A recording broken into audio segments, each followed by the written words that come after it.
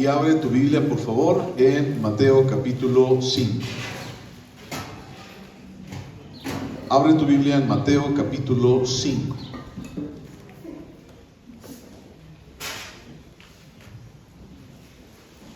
Estamos viendo, o vamos a estar viendo, recuerda, una serie especial que es la serie de las bienaventuranzas. Entonces, esas bienaventuranzas tú las vas a encontrar en Mateo capítulo 5. Entonces, la semana pasada estuvimos platicando acerca de una introducción acerca de estas bienaventuranzas. Entonces, hoy vamos a platicar precisamente, vamos a empezar ya a estudiarlas. ¿Alguien se acuerda cuántas bienaventuranzas son? ¿Alguien se acuerda? Bueno, en base a este pasaje que vamos a estar leyendo, del 1 al 12, ¿cuántas bienaventuranzas hay aquí? ¿Alguien se acuerda? Son 7 bienaventuranzas, ¿de acuerdo? Son 7. Y vamos a ver esas 7. Son 12 versículos. El asunto es que los últimos versículos nos hablan acerca de una situación que pasa cuando nosotros tratamos de vivir en esas bienaventuranzas, o en esa forma de vida que Dios nos está buscando, que Dios está queriendo que nosotros vivamos. Entonces, ahí tienes Mateo capítulo 5. Vamos a leer el versículo 3, solamente el versículo 3, que es la primer bienaventuranza. Y dice así: bienaventurados los pobres en espíritu, porque de ellos es el reino de los cielos. ¿Ok? Vamos a orar. Padre Santísimo, te damos muchísimas gracias. Dios, tú eres bueno. Solamente, Señor, tenemos en ti, encontramos en ti, Señor, la vida que nosotros necesitamos. Solamente en ti, Señor, podemos disfrutar, Dios, de esperanza, Señor, y también tú eres nuestra roca. Podemos, Señor, disfrutar, Dios, de esa roca inconmovible, de esa fortaleza, Señor, pero también de misericordia, Dios, y de oportuno socorro a nuestras vidas. Señor, confiamos en lo que tú haces. Señor, sabemos que lo que tú haces, Dios, tiene una razón también. Y Dios, el día de hoy, Padre Santo, queremos acercarnos a ti y Dios, sentarnos a tus pies, como estamos ahorita, Dios. Y Padre, pues, escuchar tu voz. Dios, habla a nuestras vidas, habla, Señor, a nuestro corazón. Señor, llega hasta lo más profundo de nuestra alma, Dios, y ahí queremos, Señor, que tú nos hables. Gracias, Dios, por ser bueno, en el nombre de Cristo Jesús. Amén.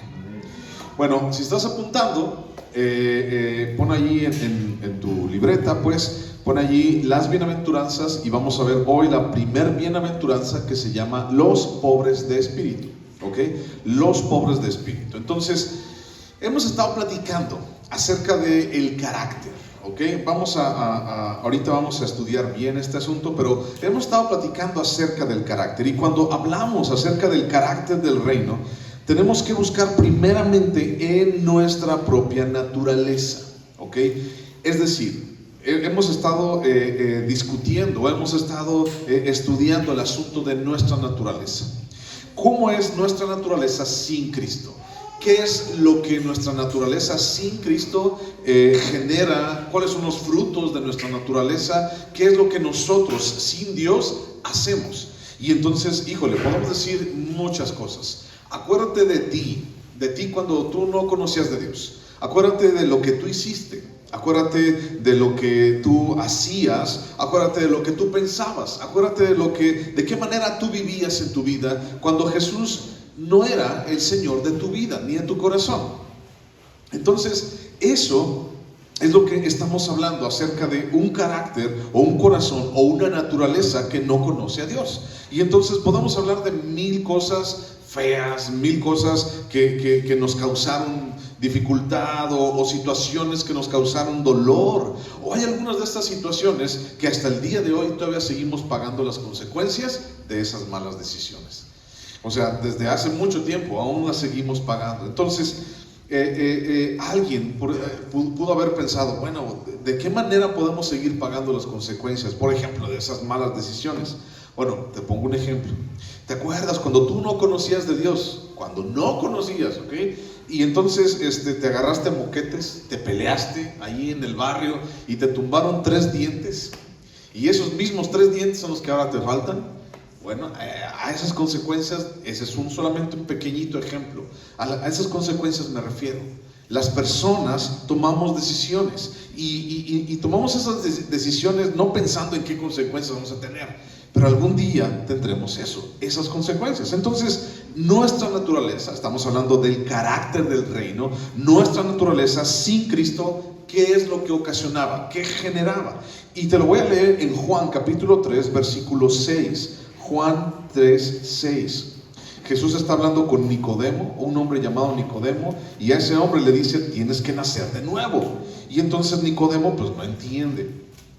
Y Jesús le dice, Juan capítulo 3, versículo 6, le dice: mira, Nicodemo, te voy a explicar. Dice: lo que es nacido de la carne, carne es. Lo que es nacido del Espíritu, Espíritu es. Entonces, ¿cuáles fueron las consecuencias de nuestra naturaleza? ¿Cuáles son las consecuencias? ¿Cuáles son los frutos de nuestra naturaleza? Si tú quieres buscarle un poquito más, puedes encontrar de esos frutos en Romanos capítulo 1 del versículo 22, 23 en adelante, o también puedes buscar Gálatas capítulo 5 versículo 19, donde habla acerca de las cosas que nuestro carácter, nuestra naturaleza sin Cristo solía hacer.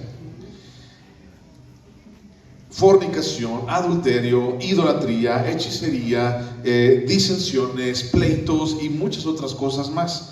Y entonces todo esto lo hacíamos nosotros sin Cristo. Esa era nuestra naturaleza. Lo que es nacido de la carne no puede y no acepta, no quiere, no le interesa vivir, no le interesa hacer las cosas de una manera diferente. Es decir, no le interesa hacer las cosas conforme al carácter del reino.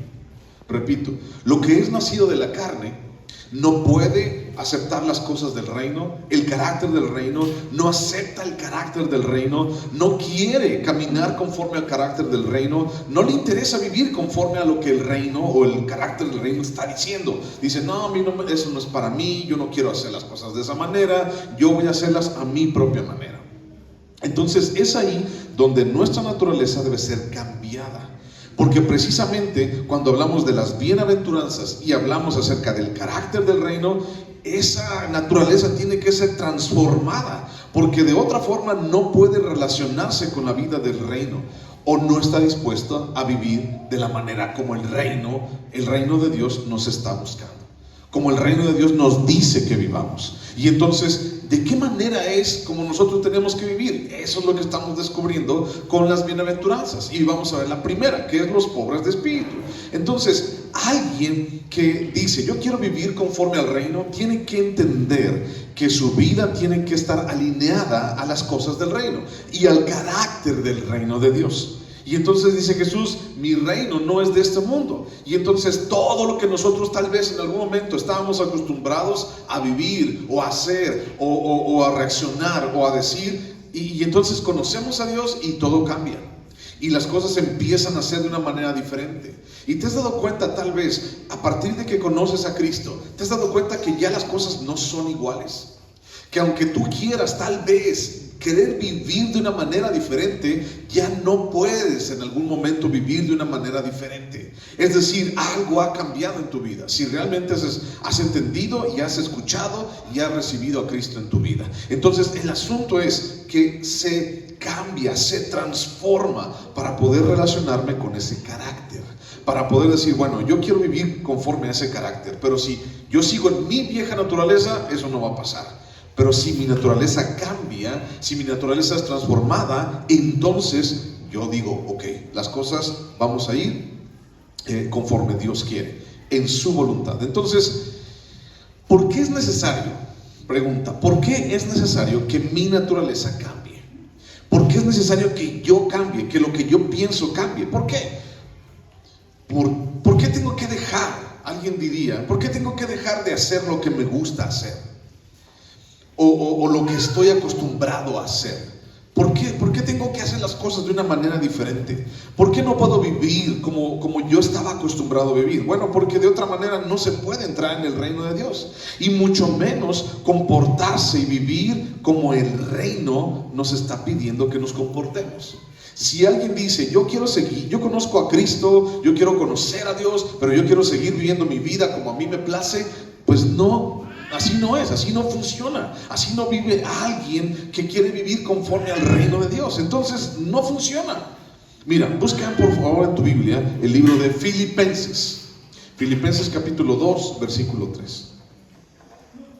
Busca Filipenses capítulo 2, versículo 3.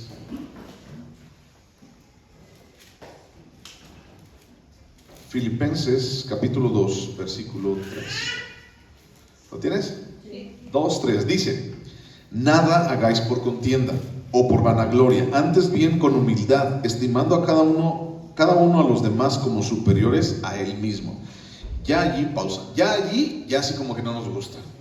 Porque así como que considerar a alguien superior a mí mismo, o sea, hablando acerca de un lenguaje del mundo, ¿cómo puedo yo considerar a alguien superior a mí mismo? Porque el mundo te dice totalmente todo lo contrario. El mundo te dice que tú eres mejor que todos y que tú puedes luchar para ser mejor que todos. Bueno, sigo leyendo. Versículo 4. Dice: no mirando cada uno por lo suyo propio, sino cada cual también por lo de otros. Haya pues en vosotros este sentir que hubo también en Cristo Jesús, el cual siendo en forma de Dios, no estimó el ser igual a Dios como cosa a que aferrarse, sino que se despojó a sí mismo, tomando forma de siervo, hecho semejante a los hombres, y estando en la condición de hombre, se humilló a sí mismo, haciéndose obediente hasta la muerte y muerte de cruz. Y esto es lo que dice Pablo, que nosotros tenemos que tener en nuestro corazón. Una forma, un carácter de humildad delante de Dios, un carácter de humildad delante de lo que o de las personas con las cuales estamos conviviendo. En este caso, las personas con las cuales convivimos y hablamos de Dios, pues es la iglesia y somos nosotros. Y entonces imagínate, Dios está diciendo a través de Pablo, dice: considera a los demás como superiores a ti mismo. Y no te consideres solamente a ti, no seas egoísta, sino también ten en consideración a los demás. En muchas ocasiones, como iglesia, tal vez nosotros estamos acostumbrados a hacer las cosas como yo quiero y no pensamos en los demás. Y eso en algún momento a la larga crea problemas. ¿Ok? Te lo digo no porque me estoy imaginando los problemas de los de Guanajuato, los de León. No, estoy hablando de nosotros. O sea, cuando nosotros, de Esquí de Silao, cuando nosotros no nos consideramos a nosotros mismos, cuando no pensamos en nosotros, cuando hacemos las cosas de una manera egoísta, nos buscamos problemas. ¿Nos hemos buscado problemas en el pasado? Sí nos hemos buscado problemas. Pero el asunto es que Dios nos dice: bueno, yo quiero que vivas conforme el reino te dice que vivas. Y entonces el reino de Dios dice: hay que vivir en humildad, considerando a los otros como superiores a mí mismo y no buscando lo mío propio, sino también considerar a los demás. Es lo que dice Filipenses. Y ahora, ¿en dónde tenemos ese ejemplo? El ejemplo lo tenemos en Cristo. Y es Él, Jesucristo, el que nos dice: mira, esta es la forma de vida, esto es como yo quiero que tú vivas. Y estamos viendo la pobreza de espíritu. Entonces, quiero hablarte de que en la Biblia hay un tema recurrente en la palabra de Dios. ¿Ok? Hay un tema recurrente. Y ese tema es el mismo siempre. Es un tema que hemos platicado muchas veces. Y ese tema es morir a uno mismo. ¿Okay? La Biblia por todos lados tiene ese tema. Tenemos que morir a mí mismo. Si quieres un versículo, Lucas capítulo 9, versículo 23, ahí te dice: tienes que tomar tu cruz, tienes que negarte a ti mismo, tienes que seguirme. Y entonces morir a mí mismo es un tema recurrente, y no solamente del Nuevo Testamento, sino desde el Antiguo. ¿Ok? Morir a ti mismo. Tienes que morir a lo que tú quieres y tienes que buscar la voluntad de Dios en tu vida. Es un tema difícil, yo lo sé. Es un tema difícil para muchos, pero precisamente las bienaventuranzas se basan en ese principio. ¿Ok? Antes de entrar a estudiarlas bien, se basan en ese principio. ¿Cuál principio? En morir a ti mismo. Ahí se basan las bienaventuranzas. Es la base en la cual allí se deslinda todo así. Tú tienes que portarte de esta manera, tienes que hacer las cosas de esta manera, y se deslinda del asunto de morir a mí mismo. Entonces, por lo tanto, es algo a lo que he sido llamado. ¿A qué has sido llamado? ¿Alguna vez te has preguntado cuál es tu llamado? ¿Alguna vez has dicho así como que es que no entiendo cómo, qué quiere Dios conmigo? Es que no entiendo para qué, es que no entiendo cómo es que las cosas van a pasar. ¿Alguna vez Tal vez te has preguntado, ¿cuál es mi llamado en este asunto, en la vida? ¿Qué es lo que Dios quiere de mí? Bueno, hemos sido llamados a morir a nosotros mismos. Ese es un llamado real, ese es un llamado que está allí, que lo puedes empezar a ejercer ya, el día de hoy, desde el primer día que naciste de nuevo. El asunto es que es difícil. Morir a mí mismo es difícil. Y te lo digo no porque esté hablando desde tu punto de vista, estoy hablando desde mi vida. Morir a mí mismo es difícil. Decía un pastor, sabe, en una entrevista así en un canal así, ya ves que de repente últimamente es mucho de moda que en un canal de YouTube o de TikTok o lo que sea entrevistan a personas y hay un canal específicamente de unos hermanos cristianos, y entonces ellos entrevistan pues personas cristianas pues, y son temas cristianos, y entonces en una de esas entrevistas está un pastor, y entonces ese pastor famosillo pues le preguntan, ¿qué es lo más difícil para ti como iglesia a lo cual te has enfrentado? Y dice, híjole, no me preguntes eso. Y entonces todo así como que, ¿por qué? ¿Qué dijo? ¿Para qué? Y dice, no, tengo una oveja, pero fina, no, hombre, si tú supieras.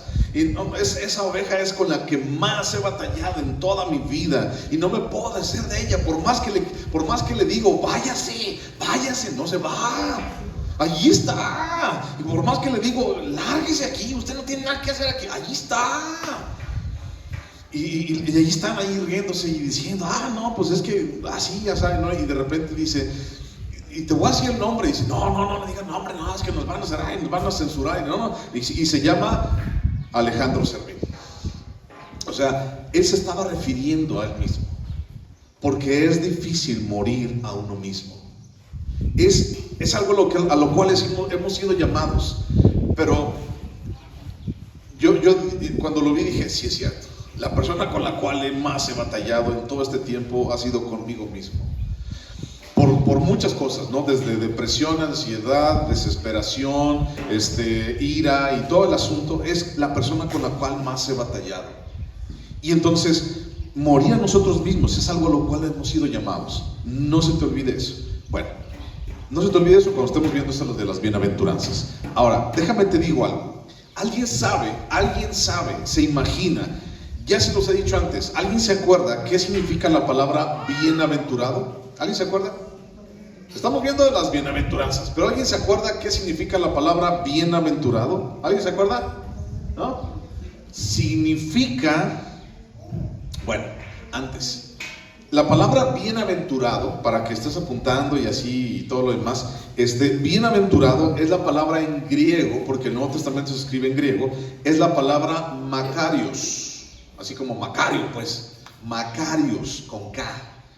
La palabra bienaventurado es la palabra Makarios, y esa palabra Makarios significa supremamente bendecido, significa dichoso, más que glorioso, doblemente bendecido. Eso significa la palabra Makarios. Entonces cuando dice Jesús y está hablando, bienaventurados los de pobre espíritu, o los pobres de espíritu, está diciendo, ustedes son supremamente bendecidos, ustedes son doblemente bendecidos cuando están de esa manera, cuando ustedes han decidido vivir de esa manera, porque el carácter del reino no es algo así como que, ya conocí a Cristo y ya soy el hombre más dulce y apapachable de todos, ¿no? No pasa así. Nuestro carácter antiguo, el viejo hombre, nos sigue persiguiendo. El carácter antiguo, así todo gestudo y todo carazope, nos sigue persiguiendo. Y no somos agradables del todo. Seguimos batallando con nuestra vida, con nuestro carácter. Seguimos así como alejando, hasta sin querer queriendo, como dijera alguien, alejamos a la gente de nosotros. Entonces, cuando Jesús dice, bienaventurado, supremamente bendecido, es aquel que se declara, que dice, que decide ser pobre de espíritu. Es aquel que lo decide, toma una decisión. No es así como ya nací, ya se me da. No, tengo que esforzarme, tengo que tomar esa decisión. Entonces es importante notar, busca en tu Biblia, por favor, allí en tu Biblia, vete al libro de Zacarías. Si no sabes dónde está, dale 3 hojas para atrás. Malaquías, no Zacarías, Malaquías. El último libro de tu Antiguo Testamento. Por favor, búscalo. Allí, 3 páginas atrás de Mateo, donde estás Mateo 5. El último libro del Antiguo Testamento. Malaquías. ¿Ya lo encontraste? ¿Sí? ¿Cuál es la palabra? La última palabra del Antiguo Testamento. ¿Cuál? La última palabra, ¿cuál es? La palabra maldición. ¿Te fijas? Ok, la palabra maldición. Es interesante esto, ok. Es importante notar que esa última palabra del Antiguo Testamento es totalmente lo opuesto a lo que estamos viendo en este momento. Y si tú te fijas, ok, fíjate, o te voy a recordar un poquito nada más. Entre el Antiguo Testamento, que es Malaquías, y esa palabra maldición, entre el Antiguo Testamento y el Nuevo Testamento hay 400 años de diferencia. Ese periodo se le llama el periodo del silencio. ¿Por qué? Porque Dios no habló, Dios no se expresó a través de profetas, porque Dios no dio sueños, porque Dios cayó totalmente, enmudeció Dios, preparando el camino para el Mesías. 400 años de silencio. Y entonces la última palabra es maldición. Y entonces Dios no habló en 400 años. La última palabra de Dios, por así decirlo, fue maldición. Y entonces vemos ahora a Cristo, Jesús, Dios. Vemos a Jesucristo siendo Dios en el Nuevo Testamento. Y si tú te fijas allí en Mateo capítulo 5, dice, y les comenzó a enseñar, abriendo su boca, les comenzó a enseñar. En otras palabras, las primeras palabras de Jesús, en vez de ser maldición, ¿cuál es? Supremamente bendecido. Es interesante el contraste. Como en el Antiguo Testamento, no porque esté mal el Antiguo Testamento, pero como en el Antiguo Testamento la última palabra es maldición, y de repente, 400, bueno, no de repente, ¿verdad? Pero mucho tiempo después, 400 años, viene Jesús y empieza a hablar, y lo primero que dice es supremamente bendecido. Es interesante eso, supremamente bendecido. Entonces dice, bienaventurados los pobres en espíritu. Y comienza diciendo esto. Recuerda, pobreza de espíritu no es una condición, ¿ok? No es algo así como que, yo nací. No es así como que, yo nací moreno, ¿no? No es una condición. No es, yo nací chino o yo nací lacio. No es una condición con la cual naces en el Nuevo Testamento o en la nueva creación. Es algo que nosotros vamos ejerciendo cada día. Son decisiones que nosotros estamos practicando todos los días para entonces nosotros alcanzar ese Macarios, supremamente bendecidos. Es el carácter del reino. Entonces dice el versículo 3, bienaventurados los pobres de espíritu, porque de ellos es el reino de los cielos. Hay algo aquí que quiero platicarte. Usualmente el concepto de pobreza, ¿ok? O sea, pobres de espíritu. Usualmente el concepto de pobreza es atribuido a una persona que no tiene recursos económicos. ¿Ok? Si yo te digo pobre o pobreza, tú lo primero que a lo mejor vas a pensar es alguien que no tiene dinero, alguien que vive en extrema pobreza, alguien que no tiene ni para comer, ni para vestir tal vez. Y entonces es alguien tal vez que no cuenta con recursos económicos para subsistir. Eso es lo que la gente, lo que el mundo, lo que la sociedad tiene en su mente y en su corazón por pobreza. Y es allí precisamente donde el pensamiento natural y de este mundo se atasca, o sea, no camina, porque entonces viene Jesús y lo primero que dice es, bienaventurados, doblemente bendecidos, supremamente bendecidos, aquellos que son pobres de espíritu. Y es ahí donde no checa, donde se atasca el coche, porque el asunto es que usualmente el mundo reacciona totalmente diferente. Reacciona diferente a esta doctrina, reacciona diferente a este tipo de enseñanzas, las enseñanzas de Jesús, porque son pobreza. Y el mundo no le importa la pobreza. Los gobiernos, los países luchan, entre comillas, luchan para que su población no esté en pobreza. Ahora tenemos 20 millones de pobres. Y ahora en este otro gobierno tenemos 19.999.999 pobres, nada más. Ya le bajamos, ya no hay pobres. ¿Y quién es ese que no fue pobre? Pues yo, el presidente, ¿no? Y entonces los países tratan de que la pobreza baje, los países tratan de que la pobreza sea menos. Y el asunto es que se están refiriendo a personas de escasos recursos que no tienen dinero para subsistir. Y entonces tienes programas como la tarjeta rosa, la tarjeta morada, la tarjeta azulita, la verdecita. Y para que te den dinero y todo lo demás, para la pobreza y todo el asunto, ¿no? El asunto es que el mundo piensa en la pobreza de una manera diferente. Y sí, pobre se define de esa manera. Pero cuando Jesús habla acerca de los pobres de espíritu, no está hablando acerca de alguien que no tiene dinero. Está hablando de una condición diferente, de una situación diferente.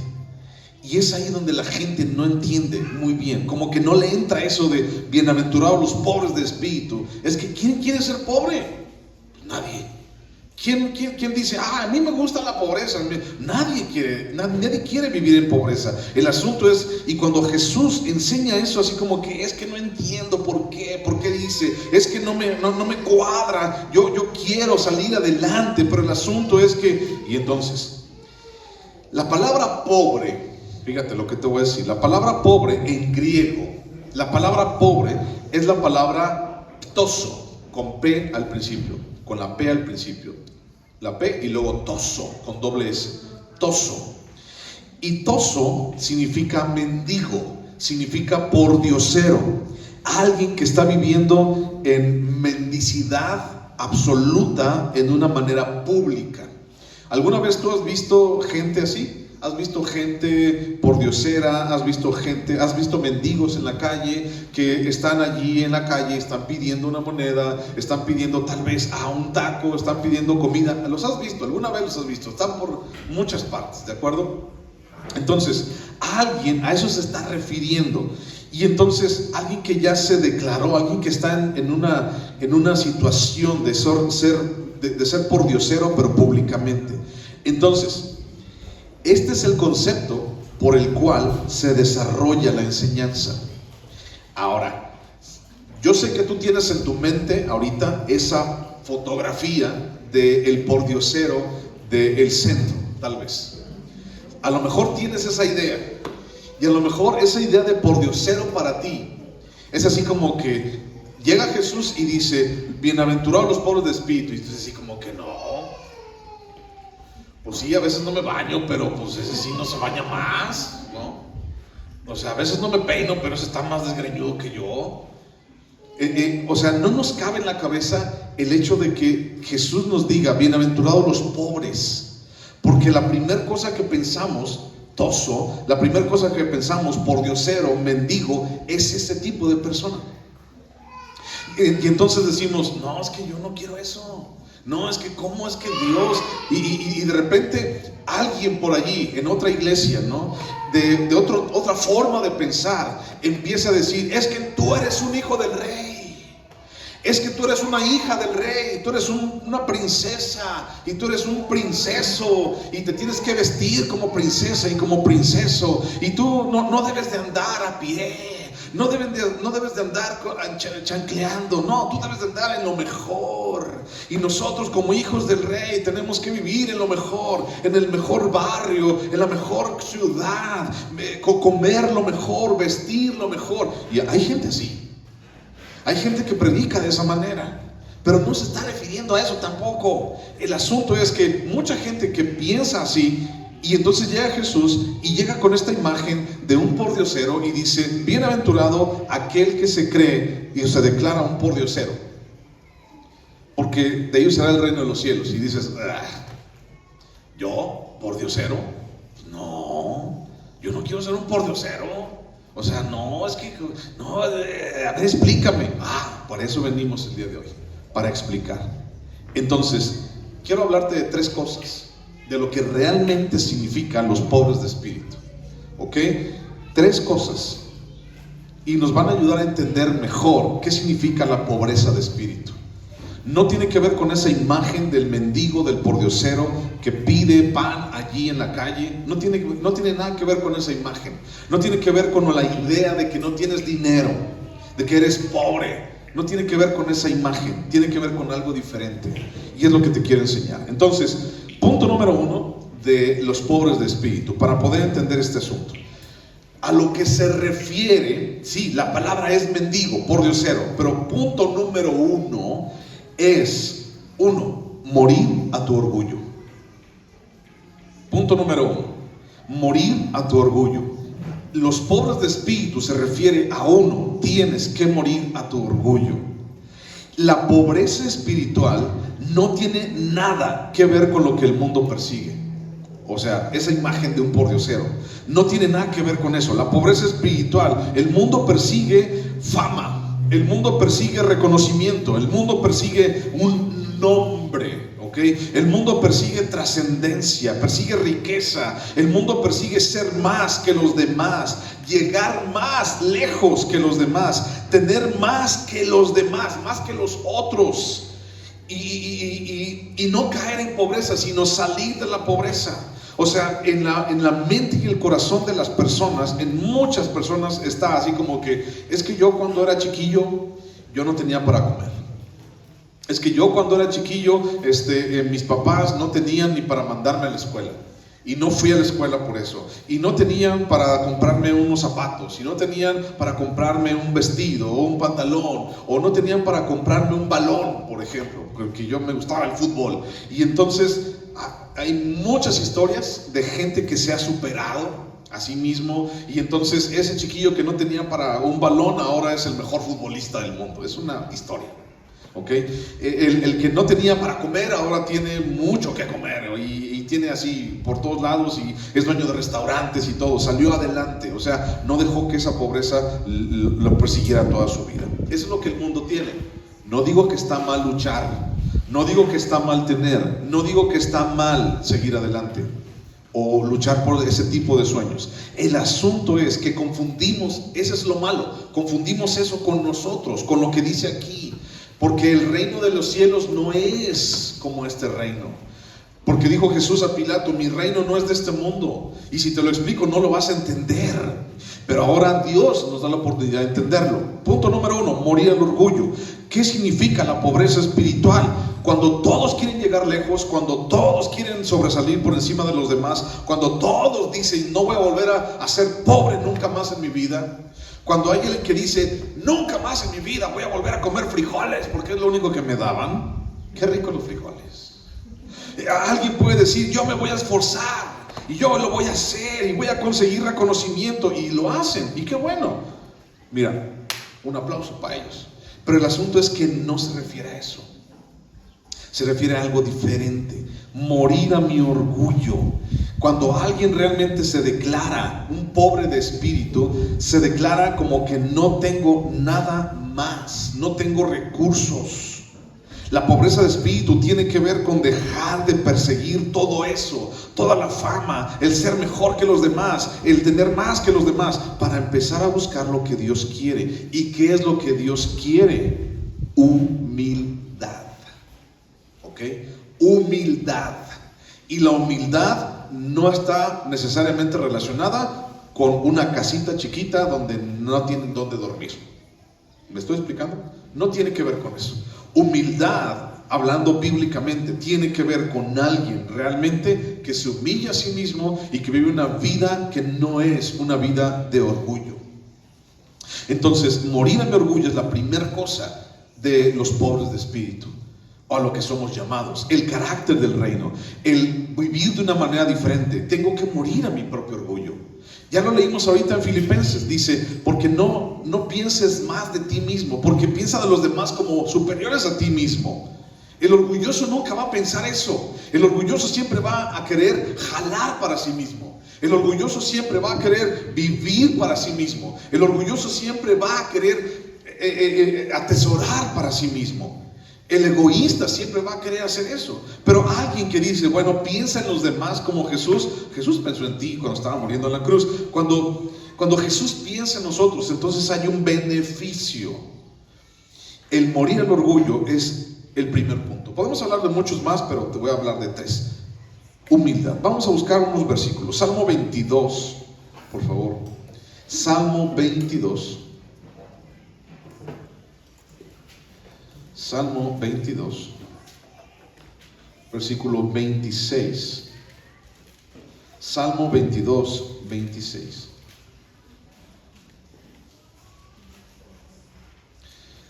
Te estoy hablando de una palabra, humildad. Y dice, comerán los humildes y serán saciados. Alabarán a Jehová los que le buscan. Vivirá vuestro corazón para siempre. Aquí está hablando de una condición, humildad, ¿ok? Y la humildad se aprende. Todos nacimos con un corazón orgulloso. Todos somos orgullosos de alguna manera, pero la humildad es algo que cuesta, algo que se aprende y algo que tenemos que sacrificarnos cada día. Ahora busca Isaías, capítulo 66. Isaías capítulo 66, versículo 2. Isaías 66, 2. ¿Lo tienes? Sí. Isaías 66, 2 dice, mi mano, está hablando Dios, dice, mi mano hizo todas estas cosas. Y así todas estas cosas fueron, dice Jehová. Pero miraré a aquel que es pobre y humilde, de que no tiene dinero, ni para ir al juego, al partido. ¿No dice ahí? No, dice pobre de espíritu, el humilde de espíritu, pobre y humilde de espíritu, el que tiembla a mi palabra. Es importante eso, el que tiembla a mi palabra. Eso significa alguien que tiene temor de Dios, alguien que realmente le interesa a Dios, alguien que realmente está sujeto, dice, Dios es mi Señor. Y cuando Dios habla, dice, yo tengo temor de lo que Él va a decir. Ahí mismo en Isaías capítulo 41, regrésate al capítulo 41, versículo 17. Isaías 41, 17 dice, los afligidos y menesterosos buscan las aguas y no las hay. Seca está de sed su lengua, yo Jehová los oiré. Yo el Dios de Israel no los desampararé. ¿Ok? Aquí habla acerca de que Dios no va a desamparar y va a estar con los afligidos y menesterosos. Pero nuevamente te digo que no está hablando acerca de aquel que no tiene dinero, de aquel que no tiene un lugar en donde vivir. Está hablando acerca de la pobreza de espíritu. La pobreza de espíritu no es una condición con la cual nazco, es una condición en la cual yo decido estar. En la cual yo me aferro, en la cual yo decido vivir. Es una forma de carácter, de mi carácter, que yo quiero abrazar. Pobre de espíritu es declarar públicamente delante de Dios que no tengo recursos, no tengo nada más, soy insuficiente por mí mismo, no tengo a dónde ir, no hay lugar para mí. Estoy hablando de una manera espiritual, no física. Cuando tú ves esa imagen de un pordiosero así, una persona que está allí en la calle y que está pidiendo para comer y todo, ¿cómo lo ves tú? ¿No es acaso esto que te estoy describiendo? Él se está declarando públicamente que no tiene nada, no tiene a dónde ir, se duerme en la calle. ¿Has visto a esa gente que se duerme en la calle? Arriba de unos cartones con una cobija que alguien le dio. O sea, no tengo a dónde ir, no tengo casa, no tengo más, soy insuficiente. Y te dice, dame para un taco, dame un peso, tendrás un peso. Hay algunos que realmente tienen esa condición y hay otros que realmente pues se aprovechan de esa condición. Entonces, es alguien que se declara a sí mismo insuficiente. No tengo a dónde ir, no hay lugar para mí. Y entonces, si hablamos espiritualmente, si tú, punto número 1, morir al orgullo. Si tú todavía piensas, es que yo puedo, es que yo sé, es que yo, entonces no has muerto a ti mismo y entonces todavía tienes un lugar para ti mismo. Todavía tienes fuerzas para ti mismo. Todavía hay algo de fuerza en ti que dice, bueno, yo todavía lo puedo hacer. Busca Isaías capítulo 55. Ahí estabas en Isaías, pero el capítulo 55. Versículo 1. Isaías capítulo 55, versículo 1. Dice: a todos los sedientos, venid a las aguas, y los que no tienen dinero, venid, comprad y comed. Venid, comprad sin dinero y sin precio, vino y leche. ¿Por qué gastáis el dinero en lo que no es pan, y vuestro trabajo en lo que no sacia? Oídme atentamente y comed el bien, y se deleitará vuestra alma con grosura. Mi hermano, no está hablando de dinero. No está hablando de que alguien no tiene dinero y entonces dice Dios: ven, yo te voy a dar de comer, te voy a dar mira, tengo tortas, tengo pizzas, tengo. No está hablando de eso. Venid todos los sedientos. No está hablando acerca de que tengo una coca de 3 litros para ti. No está hablando de eso. Está hablando de la condición espiritual de las personas. Está hablando de cómo la gente se siente por dentro. Hay muchísima gente el día de hoy que está viviendo de una manera que no tiene salida, pero aún así él dice: bueno, yo lo puedo, yo puedo hacer las cosas por mí mismo. Y luego agarran este versículo de Filipenses 4:13 y dice: todo lo puedo en Cristo que me fortalece. Y ahí están. Y el asunto es que lo han agarrado de una mala manera. O sea, no de esa manera. Yo puedo y el hambre me tumba, pero el orgullo me levanta y que quién sabe qué.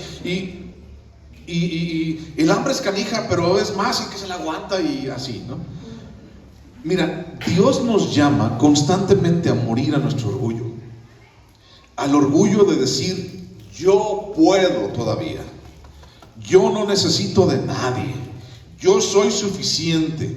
Yo me las puedo arreglar solo. Tengo la suficiente experiencia, tengo el suficiente conocimiento, no vengo a pedirle opinión a nadie. Yo sé vivir mi propia vida y los consejos o la ayuda de alguien más no los necesito.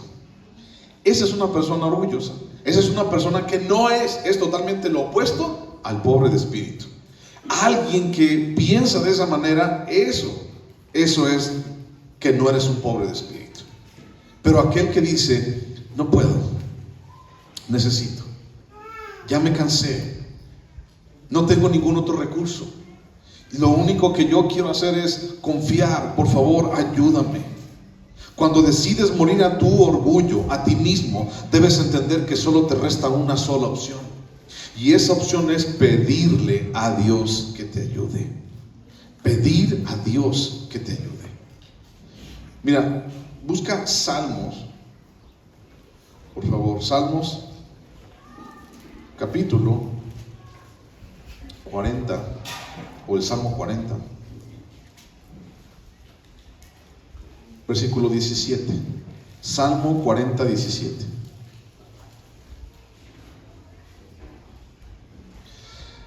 Cuando decides morir a tu orgullo, debes entender eso. Solamente tienes una opción más, y esa opción es pedir a Dios. Salmo 40, 17. Y dice: aunque afligido y necesitado, Jehová pensará en mí. Mi ayuda y mi libertador eres tú. Dios mío, no te tardes. Cuando realmente las cosas están encima de ti, tú puedes decidir seguir luchando y seguir dando patadas y seguir haciendo las cosas a tu manera si tú quieres, pero ese no es el carácter del reino. Eso no es ser pobre de espíritu. Pobre de espíritu es esto que estamos viendo aquí. Señor, estoy afligido, estoy necesitado. Señor, ven en mi ayuda. Tú eres mi libertador. En muchas ocasiones nosotros como seres humanos hemos hecho las cosas mal, hemos decidido mal, y entonces lo que pasa es que hemos decidido en base a nuestros conocimientos. Hemos decidido en base a nuestras fuerzas, en base a nuestros recursos, y eso lo único que ha generado son problemas. Y a veces Dios ha permitido que tú o yo tal vez toquemos fondo, que para que nos demos cuenta de que ya no hay más para dónde ir. Y dice alguien: lo bueno de tocar fondo es que ya no hay más para abajo. O sea, ya no hay más cosas feas para abajo. Eso es lo bueno de tocar fondo. Y entonces podemos tener una opción: pedir a Dios. Y entonces viene el segundo punto. Primero era morir a mi orgullo. Segundo punto, dependencia. Alguien que dice: yo quiero ser pobre de espíritu, tiene que tener en mente dependencia. Dependencia ¿de quién? De Dios.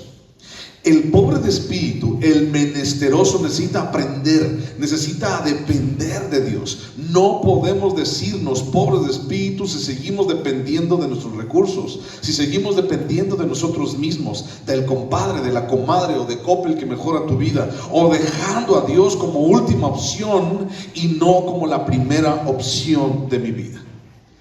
Siempre dejamos a Dios hasta el último. Siempre dejamos a Dios, o oramos hasta que ya no tenemos ninguna otra salida. ¿A quién le ha pasado así? A mí. Dejamos a Dios hasta el último. Dejamos a Dios hasta que ya no tengo fuerzas, ya, estoy chille, y ya, todos me cerraron la puerta, todos me dijeron que no, todos me mandaron al baile, todos. Y entonces, ay Señor, por favor, ayúdame, tú eres misericordioso. Imagínate si Dios realmente te contestara así como que no te voy a ayudar, me dejaste hasta el último, no te voy a ayudar, ¿para qué me dejas hasta el último? Se supone que tú eres mi hijo y se supone que yo soy tu Señor y entonces tú me debes de pedir a mí primero. Pero estamos tan acostumbrados a que nos resuelvan la vida, a echarle la culpa a alguien más, a que alguien más tenga la responsabilidad y no nosotros, y entonces no estamos acostumbrados a depender de Dios. Ya he dicho este ejemplo muchas veces. Si tu hijo a las 2 de la mañana, 3 de la mañana tiene un calenturón loco, que no se lo bajas ni metiéndolo así en agua con hielitos, y entonces dices, ¿qué voy a hacer? Y está tu niño chille y todo lo demás, y entonces, ¿a dónde? ¿Qué es lo primero que hacemos? ¡Pum! Nos vamos al doctor. Y si tienes dinero, pues te vas hasta el de alta especialidad, ¿no? ¿Y qué tiene mi hijo? Nomás tiene calentura, señor, y ya, y pagas el mejor pediatra y pagas lo mejor de lo mejor. Y si no tienes dinero, pues vas al CIMI, ¿no? Pues igual también, que le ponga una inyección y se le baje la calentura. Pero lo primero que hacemos es eso, cuando deberíamos de hacer lo contrario. Lo primero que tenemos que hacer es, ok, yo no digo que no llevemos a nuestros hijos al doctor. El asunto es, Señor, mi hijo está así. Señor, mi hijo está pasando por esto. Señor, ¿qué hacemos? Tú puedes poner a Dios en primer lugar aún si lo llevas al doctor Simi, a que lo curen de empacho, al Hospital Ángeles, o sea, pero tú puedes poner a Dios en primer lugar antes de todo eso. A Dios no le importa si lo llevas a donde tú quieras, pero el asunto, no lo lleves a que lo curen de espanto, eso sí no. Pero el asunto es que Dios quiere que tú lo pongas en primer lugar, que aprendas a depender de Él. Pasa lo mismo con el diezmo. Dios no le importa tu cochino dinero, no le importan los 3 pesos que das. Dios lo que le importa es que tú lo pongas en primer lugar antes que todo, antes que nada, que lo pongas a Él en primer lugar, que le des a Él el primer lugar y ya después todo lo demás. Es lo mismo aquí, aprender a depender de Dios, ser pobre de espíritu, es decir, mi opción, Señor, mi ayuda viene de ti y de nadie más. Si tú, Señor, mueves para que el doctor le atine, para que el doctor le dé buena medicina a mi hijo, pues entonces gracias a Dios, Señor, por la vía de ese doctor. Pero eres tú, Señor, no es el doctor. Con todo respeto a muchos doctores familiares de nosotros, tal vez en algún momento, no todos, pero algunos doctores, de repente como que se la creen mucho, ¿cierto? Tal vez me están escuchando doctores, pero hay algunos doctores que se la creen mucho. No digo que todos, pero he escuchado de 2 o 3 que de repente, hay uno por ejemplo ahí, uno que se especializa en atender personas con cáncer. Y entonces ese doctor, bueno, llega la gente, ya te imaginarás cómo llega la gente. O sea, desesperada porque hay una situación de cáncer y muchas personas cuando dicen cáncer piensan en muerte. Y entonces viene este doctor y dice, mire, usted tiene esto y aquello, y les da un tratamiento y quimio y radioterapia y todo el asunto, y hace la operación y todo lo demás, y entonces la persona ya se sanó.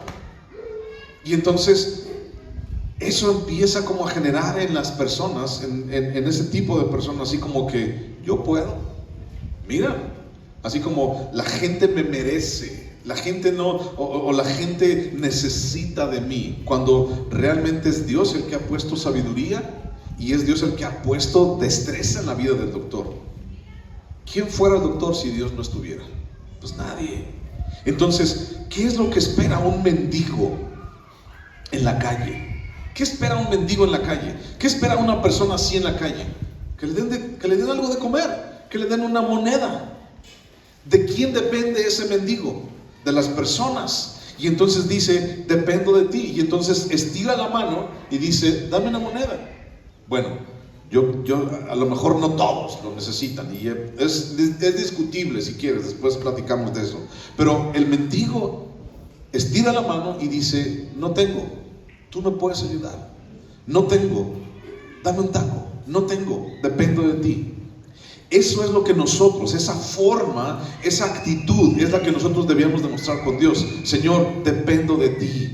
Señor, eres tú. La dependencia de Dios puede verse de tal manera que la persona que confía en Dios sabe que es solamente Dios el que puede suplir sus necesidades, ayudarlo. La dependencia de Dios no es quedarse tampoco, porque mucha gente piensa eso. La dependencia de Dios no es quedarse sin hacer nada, esperando que un ángel baje y mueva las aguas y entonces ya me traiga mi milagro. No, la dependencia no es quedarse sin hacer nada. La dependencia de Dios no significa inactividad. La dependencia de Dios significa que lo único que tengo es a Dios, y a Él voy a recurrir y en Él voy a buscar. En Santiago capítulo 2, búscalo por favor, vamos a Santiago capítulo 2. Santiago capítulo 2. Recuerda eso, la dependencia de Dios no significa inactividad, porque he llegado a conocer personas así como yo dependo de Dios, sin trabajo y nada, y esperan a que Dios les mande despensas todos los días, ¿no? Así como para que comas, mijito, porque dependes de Dios. No, así no es, así no son las cosas. La inactividad no es depender de Dios. Depender de Dios es recurrir a Dios, buscando que Él nos dé, estirando la mano, pero a Dios, no a las personas, por así decirlo. Pero déjame contarte esto de Santiago. Santiago capítulo 2, versículo 14. Dice, hermanos míos, ¿de qué aprovechará si alguno dice que tiene fe y no tiene obras? ¿Podrá la fe salvarle? En otras palabras, la fe es para practicarse. La fe es para vivirse. Si tú dices que tienes fe, entonces ponte a chambear. Si tú dices que tienes fe, entonces ponte a hacer algo donde Dios te pueda bendecir. Ay, si es que yo me pongo a hacer algo y Dios me bendice, entonces ya no es Dios el que me bendice, es yo bendiciéndome a mí mismo. Cállate. Ahí mismo Santiago capítulo 2, versículo 21. ¿No fue justificado por las obras Abraham, nuestro padre, cuando ofreció a su hijo Isaac sobre el altar? ¿No ves que la fe actuó juntamente con sus obras y que la fe se perfeccionó por las obras? Y se cumplió la escritura que dice, Abraham creyó a Dios y le fue contado por justicia y fue llamado amigo de Dios. El asunto que hizo Abraham fue que le creyó a Dios, sí, pero también confió en Dios y tuvo fe y le dijo, ofréceme a tu hijo. Señor, es que mira, lo que pasa es que no, o sea, Abraham lo hizo y entonces dice, ofreció a Isaac. ¿Qué fue lo que hizo? Puso en práctica su fe. Depender de Dios significa poner en práctica tu fe, no quedarte estático, no quedarte inactivo, a ver a qué hora los pajaritos te llevan una torta. No significa eso, significa voy a depender de Dios, voy a poner en práctica mi fe, pero pongo a Dios en primer lugar. Porque ¿cuál fue el error de Abraham? ¿Alguien se acuerda? El error de Abraham fue de que no esperó en Dios. Y ese es el tercer y último punto. La pobreza de espíritu, tercer punto, puede haber muchos más, pero hoy quiero platicarte esos tres. Tercer y último punto es esperar. Tal vez la cosa más difícil como hijos de Dios, como cristianos, es esperar la voluntad de Dios. La pobreza de espíritu no solo es muere a ti mismo y depende únicamente de Dios, no solamente es eso, sino que también está acostumbrado a esperar en Dios. El error de Abraham fue que no esperó en Dios, se desesperó. ¿Y cuántos desesperados sabemos aquí? Desesperadas, desesperadillos, desesperadosos, ¿no? ¿Cuántos desesperados sabemos aquí? Muchos somos bien desesperados. Esperar no es una actitud pasiva ante las circunstancias. Mucha gente piensa eso. Es que voy a esperar en Dios y entonces me voy a esperar y me quedo sentado. ¿Qué estás haciendo, hermano? Aquí esperando en Dios. Y tu esposa dice: hijo, no hay para comer. Oh, tú espera en Dios. Ahorita Dios va a mandar un pajarito, un perro que nos traiga una torta, yo creo. Pero tú espera en Dios. Eso no significa esperar. Esperar en Dios es una actitud en la cual nosotros nos tenemos que primero poner a trabajar en nuestra fe para que nuestra provisión venga de Dios. Pero también la pobreza de espíritu va mucho más allá de lo que hoy tenemos o lo que hoy queremos. No es así como que quiero una torta, ya me la va a proveer. No, es espero en Dios. Esperar en Dios viene un futuro y una eternidad. Lo que tú esperas en Dios significa: Señor, yo confío en lo que tú estás diciendo. Significa creer en la palabra de aquel que nos salvó, y lo que Él prometió es realidad y que lo va a cumplir hasta el día de hoy. Él ha cumplido todo hasta el día de hoy. Solamente falta una: que Él regrese por segunda vez. El que espera, cree y se mantiene firme aunque no lo vea. Eso es la fe. Porque qué fácil es ver y confiar, ¿o no? Es bien fácil ver y confiar. Pero el que no ve y cree, híjole, es bienaventurado. ¿No lo crees? ¿Y qué significa bienaventurado? Doblemente bendecido. ¿No lo crees? Fíjate lo que le dice Jesús a Tomás. Vete al libro de Juan, por favor. Capítulo 20. Versículo 28. Ya sabemos que Tomás pues no creía que Jesús estaba resucitado, que había resucitado, y dijo: no, yo hasta que no lo vea, yo lo voy a creer, y así. Y entonces Tomás ahí está discutiendo con los hermanos y todo lo demás, y de repente que se le aparece a Jesús y le dice: Tomás, ay Tomás, qué feo estás. Le dice: Tomás, a ver, versículo 28. Le dijo, versículo 27. Luego dijo a Tomás: pon aquí tu dedo, Tomás, mira mis manos, acerca tu mano, métela en mi costado. No seas incrédulo, Tomás, cree, Tomás. Versículo 28. Entonces Tomás respondió y le dijo: Señor, Señor, Dios mío, Señor mío, Dios mío. Y Jesús le dijo: sí, pues ahora sí, ¿verdad? Porque me has visto, Tomás, creíste. Bienaventurados los que no vieron y creyeron. ¿Quiénes son esos bienaventurados? Tú eres bienaventurado. Tú eres supremamente bendecido. Tú eres doblemente bendecido. Tú, porque estás creyendo en algo que no ves, pero aún así crees en Él, en el Hijo de Dios. Qué fácil es ver y confiar en Él cuando lo vemos conforme a lo que dice Tomás. Pero no, la fe no tiene límites. La fe no tiene límites, no es de aquí para acá, no tiene límites en absoluto. Decide confiar aún en lo imposible, en lo irracional, en lo que no tiene sentido. La fe confía en lo que se sale de toda lógica humana. Eso es la fe. Y cuando nosotros esperamos, tercer punto, cuando esperamos en Él, confiamos en Él, híjole, ¿qué crees tú que Abraham hubiera pensado cuando llevó a Isaac a acuchillar a su hijo? ¿Qué crees tú que hubiera pensado Abraham? Híjole, qué Dios tan feo. Híjole, qué Dios tan egoísta. Híjole, me lo acabas de dar y ya me lo vas a quitar. ¿Por qué eres así, Señor? ¿Qué estaba pensando Abraham? En lo que estaba pensando Abraham era creer. Y él decidió creer y le fue contado por justicia y fue llamado amigo de Dios. Cuando Dios te dice confía, cree, tú créelo, aunque esté fuera de toda lógica, aunque esté fuera de todo sentido, aunque sea algo imposible, irracional para ti y para mí, créelo. La pobreza de espíritu significa eso. Significa que yo creo en las palabras del único que nunca me ha fallado, ni nunca ha mentido, ni nunca me va a mentir. Esperar en Dios no significa quedarme sentado, significa estoy esperando lo que Él va a hacer en mi vida. Y tú sigue para adelante. Esperar no es fácil, yo lo sé, pero para lograrlo tengo que entender que lo que yo obtendré en mi desesperación será sin valor cuando en mi espera obtenga lo que Dios tiene para mí. En otras palabras, si tú decides tomar decisiones en tu desesperación, vas a obtener un resultado.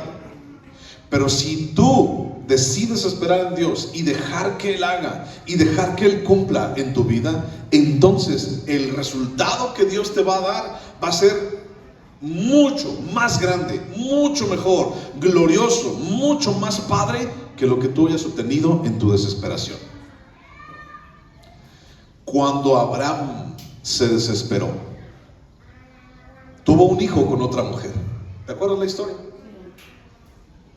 Y entonces esa decisión, en su desesperación, esa decisión, cuando Sara se desesperó, no, pues que yo estoy vieja, que no sé qué, cuando tomaron esa decisión en su desesperación, esa decisión ha tenido consecuencias hasta el día de hoy, porque todos los relajos, los conflictos y las guerras que están pasando en Israel y alrededor de Israel es por causa de eso. Pero eso lo dejamos para otro estudio. El asunto es que nuestras decisiones acarrean consecuencias, y entonces, ¿estás dispuesto a afrontar esas consecuencias o te vas a seguir quejando? Si no quieres malas consecuencias, espera en Dios. Espérate, depende de Dios. Pon a trabajar tu fe. Empieza a trabajar de una manera, dando pasos en tu vida para poder llegar a la voluntad de Dios en ti, y no te desesperes. 2 versículos más. Romanos capítulo 8, versículo 24. Romanos 8, 24.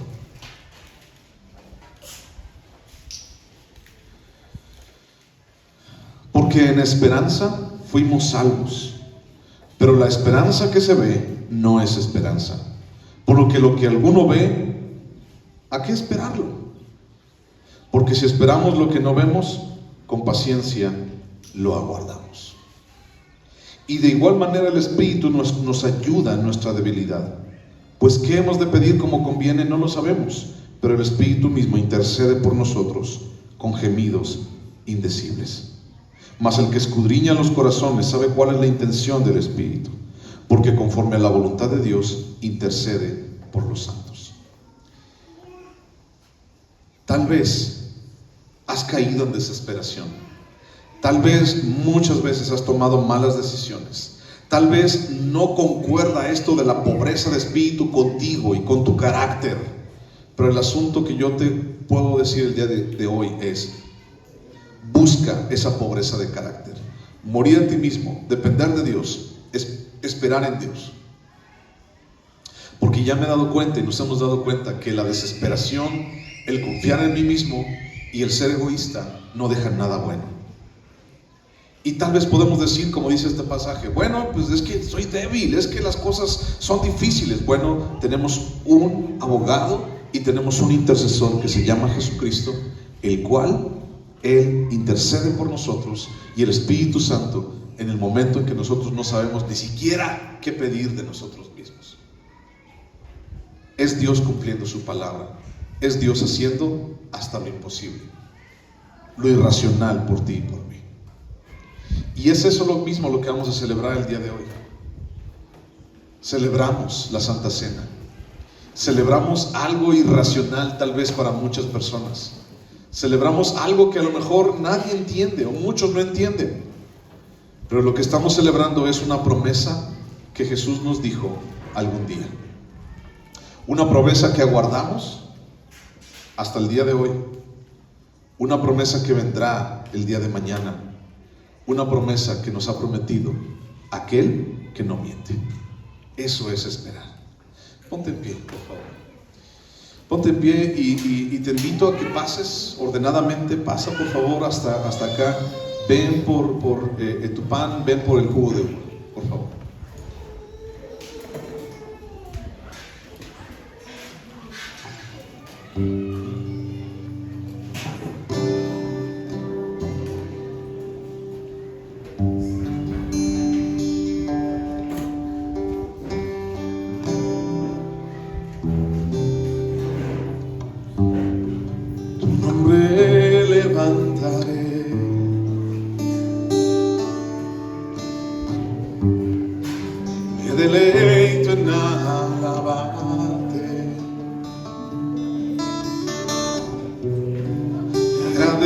agradezco que en mi vida esté, que vinieras a salvarme. Tu nombre levantaré, me deleito en alabarte. Te agradezco que en mi vida estés, que vinieras a salvarme.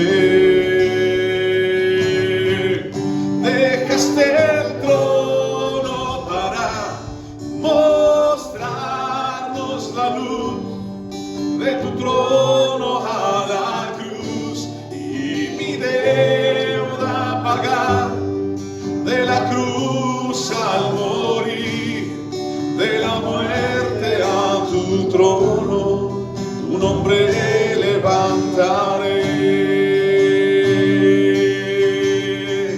Dejaste el trono para mostrarnos la luz de tu trono a la cruz, y mi deuda pagar de la cruz al morir, de la muerte a tu trono, tu nombre levantaré.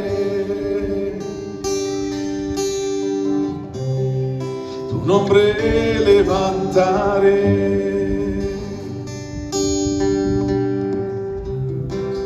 tu nombre levantaré.